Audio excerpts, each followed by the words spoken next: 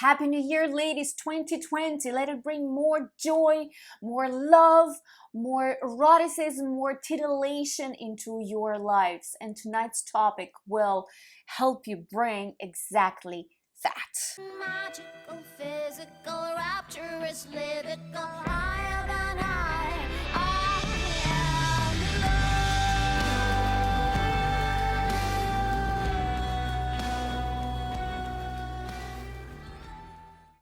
Get him to chase you everlastingly in 7 single steps. Step number 1, stop telling him what to do. Man is perfectly capable in deciding what's best for him. Men in general do what they want. So let him handle his own business. Number 2, be emotional. Men are not capable to live in their bodies the way we women are living in our bodies. We feel everything so deeply. We have goosebumps floating around our bodies. So express your emotions, express it in feeling messages like, oh, it feels amazing, thank you so much, it feels great, I've never felt like this before. Also, express your negative emotion the same way. You do not blame the guy, oh, you did this and that. No, you simply say, it doesn't feel right, I'm sorry, it makes me feel really bad. I don't like it, right? It's about you. You express how you feel. And of course, do it genuinely. You express actually what you're feeling. Number 3, appreciate. Appreciate every little thing he does for you. Men love appreciation. He pours you a cup of tea. Oh my God, thank you. He moves a rock from the street for you. Amazing, thank you. Appreciate, appreciate, appreciate. Do you want him to do more things for you? Well, show appreciation. Don't take it for granted. We do appreciate every single step he does for you. Number 4, so important. Lean back and relax. So next time you want to drive to his house because it's easier for him, remember, lean back and relax. You can stay home and let him drive to you. Because if it's easy for you to drive to him, it's way easier for him to drive to you if he's a healthy, masculine man. All right? So think of eggs, our female eggs. They're just sit there, beautiful, and waiting for its Prince Charming to come. Think of phallus, pointy, goal-oriented sperm, invasive sperm trying to reach its goal. So let them do their job. Let the masculine energy come to you. So lean back and receive. Number 5, challenge him.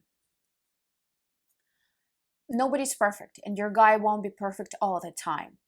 And that's where you need to let him know how you feel. And this thing that, if he bullied someone, let's say, you didn't like it, and maybe he can do better than that. Because we partners, we want to challenge each other to become better people for the sake of growth. So please do challenge him. A nice study has been done a while ago showing that when a couple has 1 disagreement and 5 agreements, the couple will break up, because 1 in 5, it's too often. If couple agrees once in 11 times, they will also break up, because there's not enough friction.